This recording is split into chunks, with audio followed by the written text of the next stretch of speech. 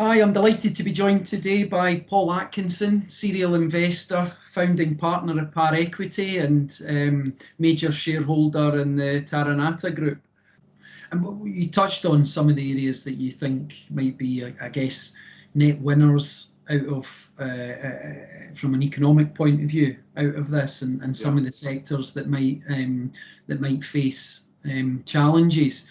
I suppose elaborating on that, what do you see as as well as tech, what other areas do you see as being the potential winners out of this, and what sectors, as well as the commercial property, do you see as facing some challenging times? Yeah, so I mean, there's some you can extrapolate slightly. So we are going to accelerate and move much more rapidly to cashless society. We've seen that shops that are open not accepting cash right now. Somebody commented yesterday, I thought it was quite funny, that it had the same 10 quid note in his wallet for the last 8 weeks because nobody will take it. So you can imagine that payment solutions, payment services companies are going to benefit. Anybody who's in the kind of cloud infrastructure, cloud data provisioning is going to benefit. Comms, high-speed comms, broadband, content, digital content. So the digital content providers like Netflix, which used to just be a distributor, is now spending a lot of money, actually building its own programs of content. And I think content is going to be a winner. The online game sector has seen a great boost from this. And healthcare, I think healthcare is possibly the biggest winner out of it.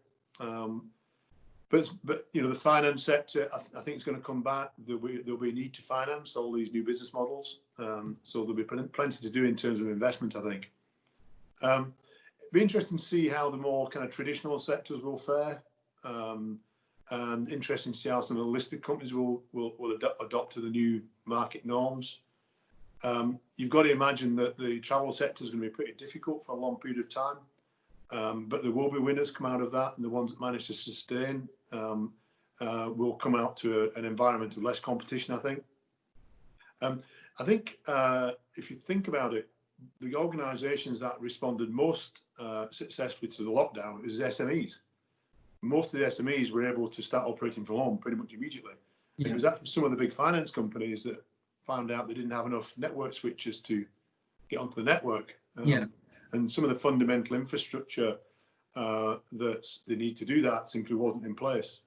And also the business models. So somebody did tell me there was a regulatory challenge put to the main clearing banks in the finance sector in 2017 around the global pandemic. That scenario planning didn't include all the airlines being grounded, and didn't include everyone having to work from home. Other than that, I think they tested everything else, but the two things that have actually had the biggest impact this time were not tested in that program. So, you had major clearing banks who had remote sites they could go and work in if a bomb hit their office building. Well, it didn't factor in, nobody can go and work in the office either. So a lot of the disaster recovery plans didn't really predict this at all.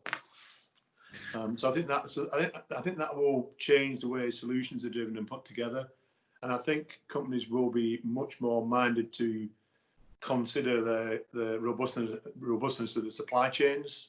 Are we going to continue to have manufacturing companies sourcing components just from China? Don't think so. Organisations are going to multi-source from different countries so they can't be impacted by one lockdown, I think. I think you'll see more local manufacturing as well. So I think you could see a resurgence in the UK's manufacturing base as a result. So there'll be some interesting, and there'll be some impacts that are frankly unforeseen. Some new things happen that we can't foresee at all. But I think it's going to be pretty interesting. I think generally speaking, businesses have adapted to working remotely or from home incredibly well. I mean, much more than people thought. People travelling on business, I think, is going to be minimal going forward.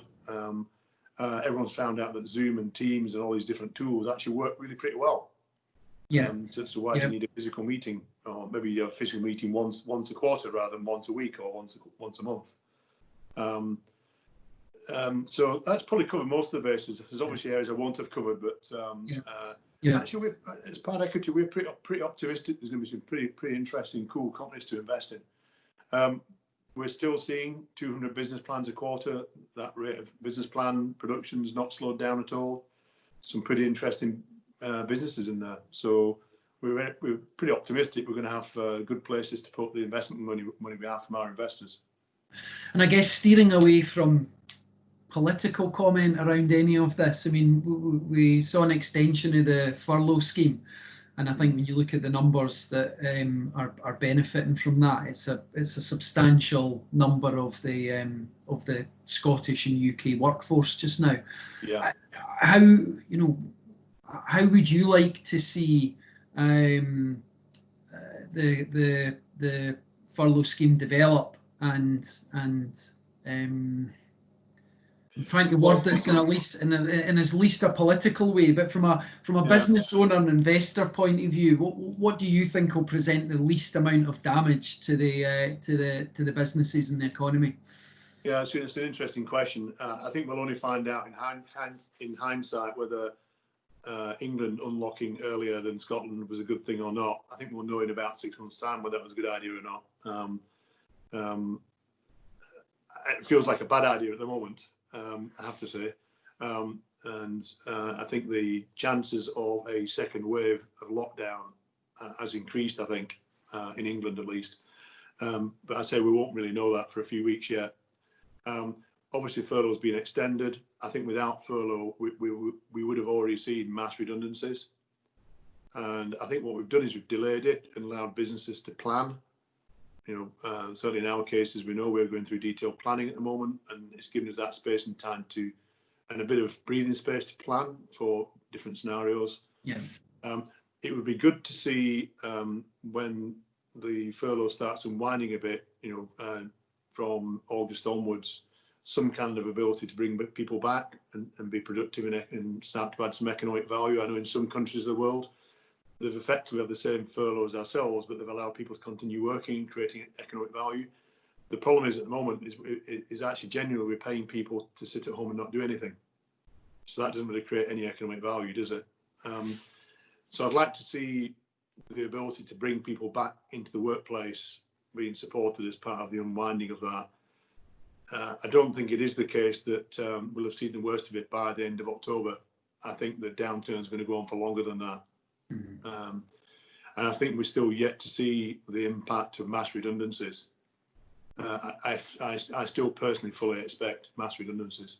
Mm-hmm. And how that will unravel into economic impact, the retail sector, people have no money. It's really hard to tell at the moment. It feels a bit like a false environment just now, I think. But I think I'd like to see the furlough maybe being unraveled a bit further through the last quarter and having some element of support there till the end of the year with the ability to come back to work, so maybe extend it a bit. But of course, the furlough situation is colossally expensive to the Exchequer. So I'm not sure whether that's possible or not. Mm-hmm. Having said that, the cost of borrowing is extremely low. I don't know whether it was a slip of the tongue, but in one of the financial forecasts I saw the other day, somebody talked about interest rates of less than 1% globally for the next 10 years. Well, that's pretty extraordinary. And if the cost of borrowing is truly going to be that low for the next 10 years, then maybe having a huge mountain of debt for the government isn't such an impact. I think some of the furlough scheme is probably the best of the financial support mechanisms. I would point out in terms of without that, we'd be in a whole lot more pain right now. And I think the hospitality sector would have been wiped out without that. Mm-hmm. The resilience grants in Scotland from the Scottish government, again without being political, I think was pretty inspired. And I've seen lots of companies take advantage of that. I think it's been a very good thing to give people a bit more breathing room in terms of planning the business resumption process. I think CBILS and the big loan packages, I think, have been a lot less successful, largely because if you're a listed company, it's one thing, but if you're a private company, anything above 250k or so still having to be covered by PGs. You've got companies that don't know where the resumption is going to happen and whether the company's going to make it or not. Yeah. They're not just going to take out a loan to try and make it through that process if they end up getting landed with a huge amount of personal debt.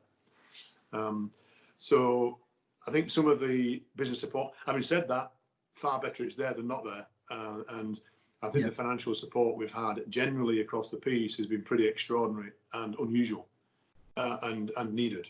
And it happened pretty quickly, really, in all real terms. The support came really fast.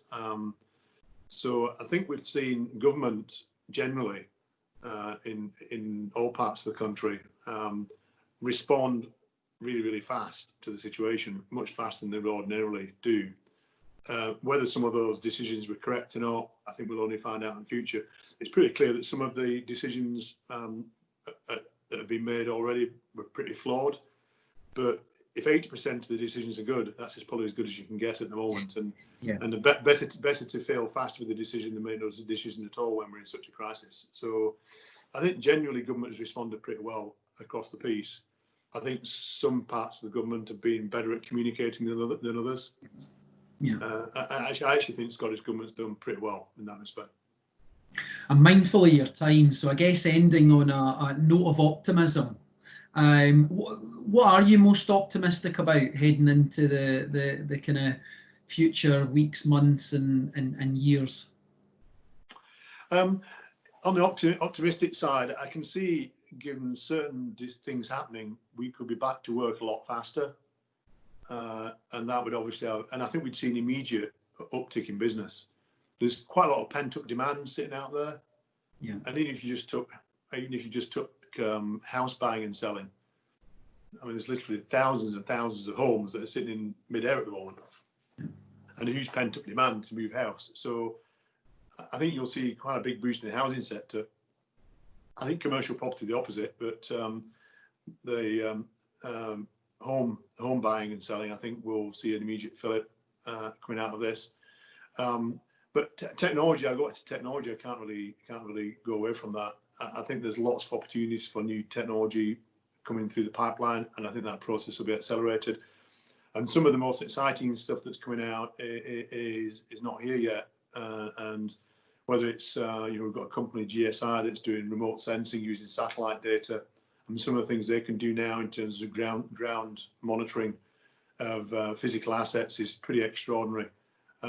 Impact of supercomputing capacity, quantum computing coming downstream, new devices, new data plays, AI. I think there's going to be some pretty amazing developments. And actually, just one of the most extraordinary things is the ability for anybody to work from anywhere, anytime these days. I think that will drive a lot of new business models. So I'm really optimistic that we're going to see lots of new companies coming out of this that are worth backing, which will create a lot of jobs and a lot of economic growth. We've just got to cross the chasm a bit first. And I think that we're kind of one foot off the edge of the chasm at the moment, I think. So it'd be interesting to watch from here. I go back to our general planning concept: is we're planning for the worst and preparing or hoping for the better. We are set up if the economy does bounce back faster, we're set up to move fast. And similarly with our recruitment and resourcing business, we are set up to bounce back fast if we see the opportunity. But you can only really do that if you come through the crisis in a decent financial state. And I think that will be the challenge. If this goes on for too long, the financial state of the businesses that are trying to bounce back will be worse, and therefore the bounce back will be slower. But I'm kind of optimistic we'll do better than my worst case planning scenarios. Good. Well, let's end it there then. Thanks very much for your time, Paul. That's been really insightful. So many thanks again. Great. Thanks, Mark. Appreciate it.